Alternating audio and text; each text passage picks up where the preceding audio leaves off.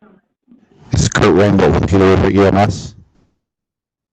Okay, thank you, Kurt.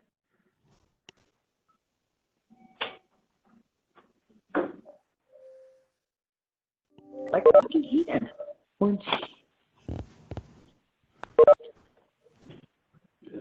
Good morning.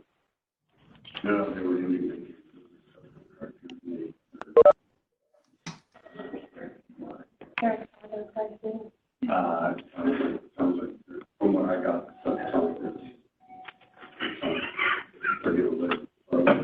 about this? What about this? There was a good few energizers.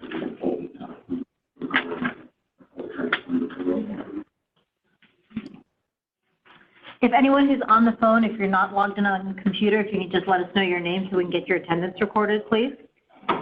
Yeah, Jason White, Chandler Fire. Jason White, thanks, Jason. You bet. Allison Lovell, Access. Is that Allison? Yeah. All right, thank you. Chris Ray with Tim Wayne. I Tim heard Wayne, Tim Goodyear Wade Fire. and then Chris, I'm sorry, Chris who? Chris Ray with Access. All right, thank you very much. Dan Jarrett from Daisy Mountain Fire Medical. Thanks, Dan.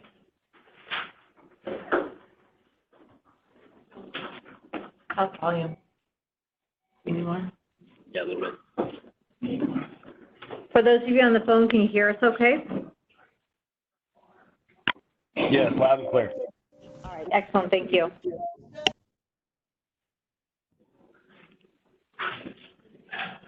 Yeah.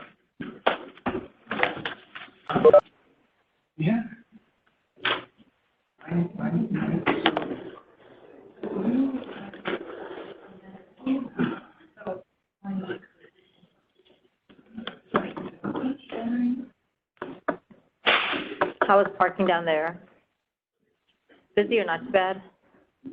That's okay. If everyone says busy, then I usually need to give it a few more minutes because I can get full down there quickly.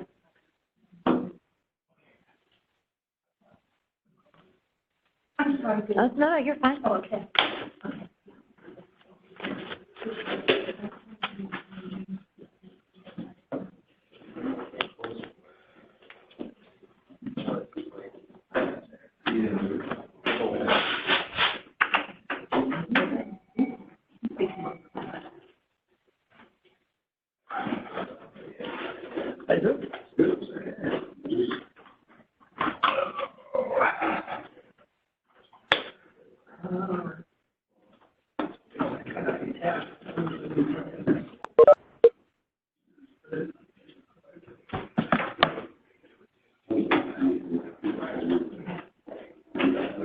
Hello, did someone just call in?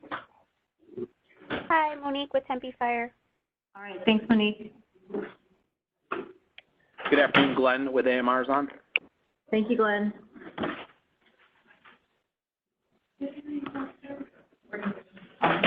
All right, thank you, everyone. We're going to go ahead and get the meeting started here today. So just wanted to do a follow-up meeting from our last meeting that we had. We made a lot of really good progress. Hope for those of you that are on the phone, we do have a copy here in person of the what we're going to put forward if this group agrees to EMS Council for approval, and we'll project that on the computer screen as well. So this is just a summary of all the changes that the group agreed upon at the last meeting. So we wanted to go over these at this meeting, just make sure everyone was comfortable with this. And then if everyone's comfortable with this and the application, then moving forward, what will happen is this will go to EMS Council in January. And if they approve that, then essentially this will be the new treat and refer process going forward. So that's just kind of the plan of attack moving forward. All right. I know that there's quite a few people on the phone that I'm thinking may not have computer access in front of them. It's not a long application, so I will just read through the first part of it just so that if anyone cannot see it, story time, but it's not too long at least. So introduction, the purpose of Treat and Refer program is to recognize EMS agencies that have demonstrated optimal patient safety and quality of care by matching treatment, transport, and care destination options to the needs of the patient. EMS agencies recognized under this program will have the opportunity to seek cost recovery in the form of billing access plan administrators for treat and refer services. The role of the Arizona Department of Health Services, Bureau of EMS and Trauma System is to manage and host the treat and refer program, providing a framework for the emergency medical system agencies to document and demonstrate competent, appropriate, and high-quality treat and refer services provided to beneficiaries. So what we really tried to do was just provide a very brief summary of the program, make it clear still that this is just to get the DHS recognition, but if any agency wanted to get access reimbursement, this is kind of step one in that process. So just to make that clear, that is still a separate process from what DHS oversees. Any questions about the first two paragraphs? That was really trying to summarize down kind of the first several pages worth to make it a much more clean process. All right, there's lots of heads nodding in the room, so. Yeah. Is there any comment on the phone? Sorry.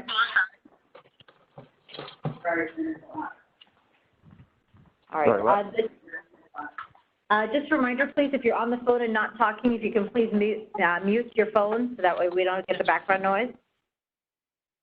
Next component is the educational requirements. So again, this is going to be really based specifically on what your agency is going to be implementing with treat and refer.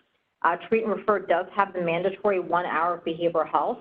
And so the minimum initial training would be 2 hours, 1 hour of education on the concepts of treat and refer, and 1 hour of education on behavioral health. Additional training will be determined by an agency's treatment guidelines. So it really would be up to the agency, depending on what treatment guidelines they were putting into place for treat and refer, to decide how much training they wanted to do and needed to do specific to treat and refer. Any thoughts, questions on that? All right. Additional training, ongoing training, we do want to make sure that people do a refresher on this, just like anything in EMS. If you're not doing this constantly, what we do want to make sure is that people just do 1 hour of ongoing annual training on treat and refer.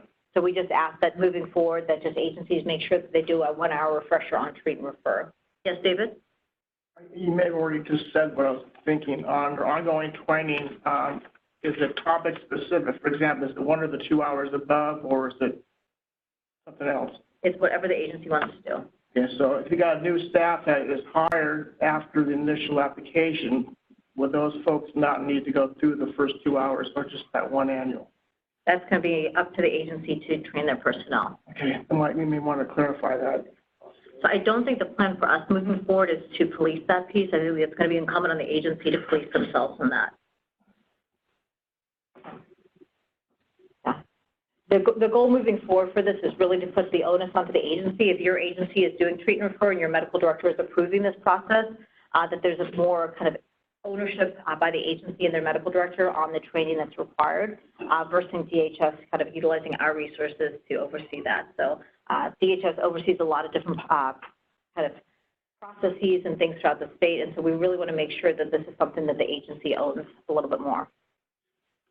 Good clarification, though. Thank you. All right, so the initial version had quite a bit of recommended content for the administrative medical director.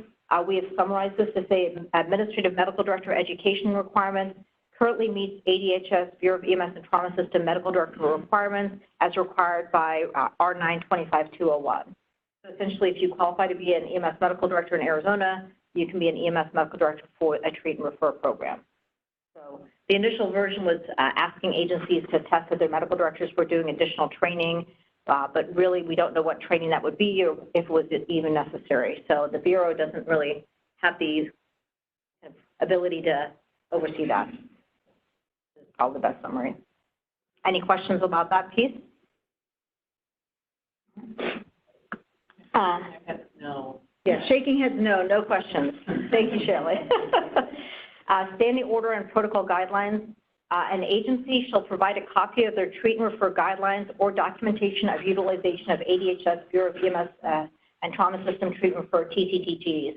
So part of this process, we are going to be developing a kind of a menu of treatment guidelines for treat and refer. We just ask, and the reason we want to do this is for some data collection, that agencies just let us know, yes, we're going to implement behavioral health and diabetes, then we kind of know, okay, how many agencies are using this one or that one. Certainly, as an agency, you and your medical director can choose to do any other treatment guidelines for treat and refer outside of that. But again, that's really on the onus for you to do on your own. But we wanted to at least make sure that there's one standardized set for the state, that if people wanted to implement that, they could. So those will be kind of optional, but really just available for people to use if they wanted. Any thoughts or questions about that? All right, thank you. All right, performance monitoring and improvement plan. An agency shall have a continuous quality improvement plan for treat and refer and shall provide a copy of the plan to ADHS. So again, we really felt like we're not going to tell you how to CQI. We just want to make sure that you have a CQI plan. And we feel like if we ask you to provide us a copy of your SOP for CQI, that means you'll actually take the time to write one, put it together, and submit it. That's a pretty good sign that you're going to do the process. So our goal is really to simplify this and say, have a CQI plan, implement it. How you do that is really up to you as an agency.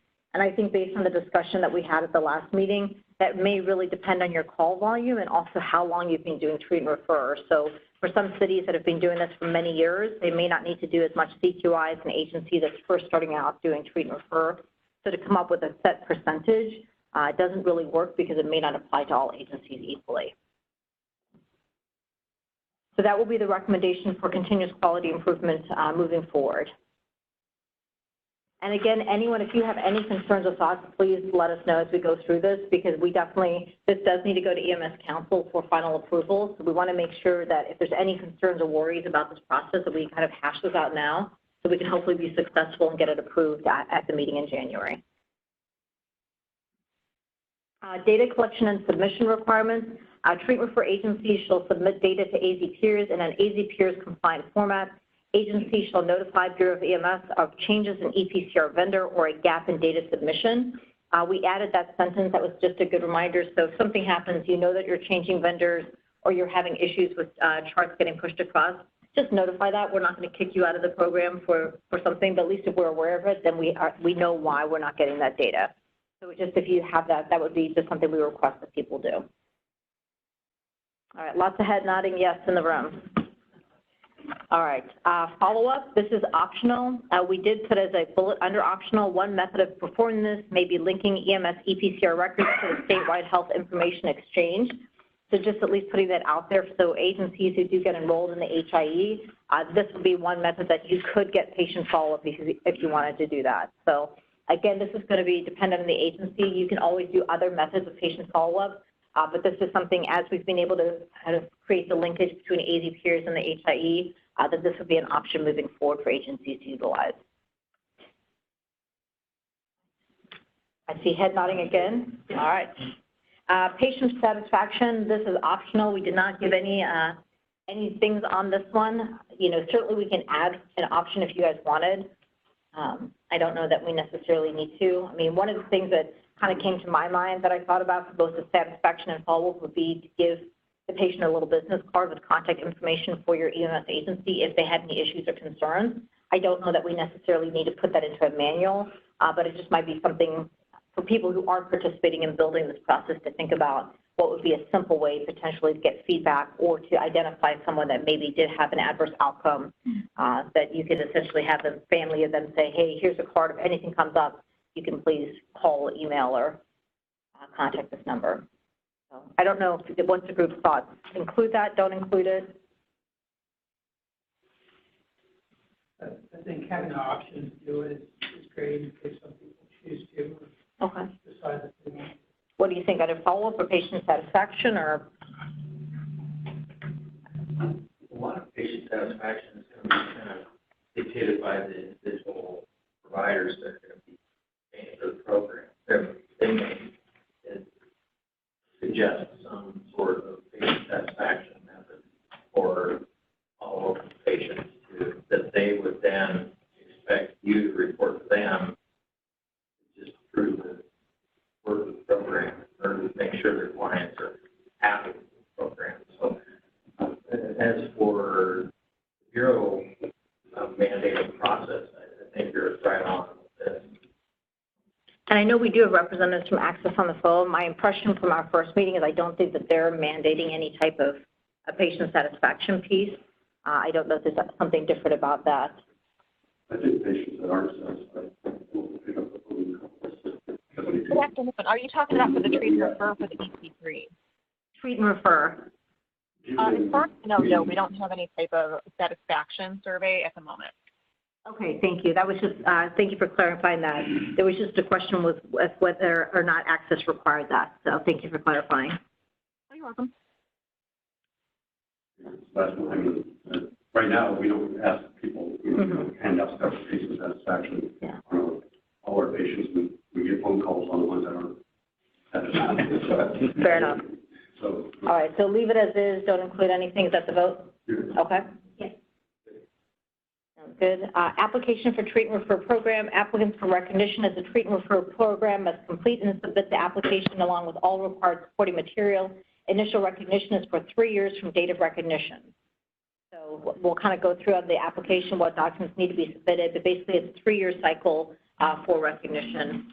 The question came up about to renew this, and really we felt like we're not asking for a ton of documentation, so we would just ask you to redo the application, which would be a pretty basic application that you'll see here shortly. So nothing that's different from the initial application phase. Everyone comfortable with that? All right. Loss of status. A loss of recognition does not disqualify an agency from applying for treatment for recognition again in the future. To apply, the agency must follow the same application process outlined above. Examples of reasons treatment refer status may be revoked. Number one is lack of data submission to AZ peers, revocation of access treatment for recognition. And just to clarify, what we're going for with lack of participation. If someone opted out of AZ peers, we would opt them out of treat and refer. If there are technical issues, we're happy to work with you on those. We sent out a letter a little while ago asking agencies, if you want to opt out of these programs, you can provide us 30 days written notice, and we will opt you. We'll have a conversation first, but you can opt out of AZ peers. That's kind of what the intent is if you are going to stop participating in AZ peers. And we kind of left this a little bit vague purposely because you can't always predict everything that could happen. So we didn't want to create a laundry list of reasons, but we just felt like these are really the 2 main reasons. If something egregious came up that we felt like, hey, we needed to put a halt on that, that's something that could always be done. But really, these were the main 2 reasons. And I think, especially with access, with the fact that they tend to track quality of care metrics within their payers, that if they identified an issue from a quality standpoint to let us know, then that's certainly something we would identify as well. So that is the, I think, 33-page manual down to about a page and a half. Well done. So any questions or concerns or thoughts on that? All right. The next page is just the actual application itself that is projected here. So we just asked for agency name, business address, and phone number. We did ask for service level, if you have ALS, BLS, or both ALS and BLS. Again, some of this is just so that we have a little bit of data collection ability as well. We kind of retitled some of these titles of who you need to list out. So we have EMS administrator, because really the original version listed the fire chief or like the CEO of your agency. And to me, honestly, that's probably not the person who's in the field making sure this is being done correctly. So we really don't want this to be, it just goes to someone, a rubber stamp who may not read the process. We want whoever is your agency EMS administrator overseeing this, that's the person that signs off on this. So that's why we kind of retitled that to make it be kind of probably more realistic about what's going on. This is Adam here on the phone from Rio Rico Fire. You don't think you should have both the EMS administrator and the head of the agency just in case there would be changes? You could update that or have 2 points of contact? So we do have 3 points of, that is a good point. We actually do have 3 points of contact on here still. So we have the EMS administrator, the administrative medical director, and then your agency EPCR data manager. So there are small departments wouldn't always have, like the EMS administrator and the EPCR data manager might be the same person. Yes, and we do recognize that. But I think, again, that's going to be incumbent on the agency to kind of, let us know if they changed individual. We just didn't want people having to list a bunch of individuals signing off on something that may not be necessarily actually reading or knowledgeable about the process. Okay. I am happy to take as many phone numbers as you will give us. I think kind of like Dr. Bradley said, we just don't want there to be a barrier that is waiting for the fire chief's signature. But Yeah, I totally recognize that, especially for some of the small and rural agencies, it may be the same person wearing a lot of the same hats. Okay.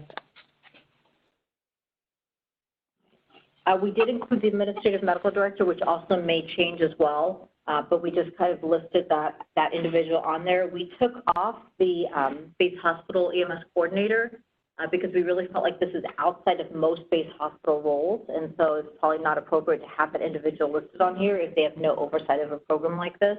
So that is why that information was taken off.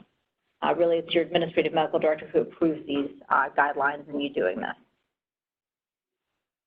And then the last one, we do recognize, again, the agency ETCR data manager. For a lot of agencies, this may be the same as their EMS administrator, but we just wanted to have another way to capture any additional names. So if you have someone different in your agency that may wear this hat, that we have that individual's name, just because, as you mentioned, people do change roles and things change, and then you don't have a list of who's in charge of that. All right. So that is just a little bit of a cleanup in terms of who we're asking to get information about on this. Then the next section is list of required documents. So we just are asking that you provide a statement attesting that minimum training requirements of treat and refer will be met. So that's the only attestation that we want from agencies, is just an attestation that you're going to meet the minimum training requirements. So however, if you want to do that email, letter, or whatever format, that we have something in writing. We're not telling you what the training needs to be. We don't need a copy of your training manuals or training rosters. We're just asking you to attest that, yes, you are going to meet the minimum training requirements. And again, that's just the onus on the agencies. So, yeah. How does the group feel about that? Because it's a pretty substantial change from how this was done previously. I see some thumbs up and head nodding. Yeah, sounds good. What is that, a shocker, Garth?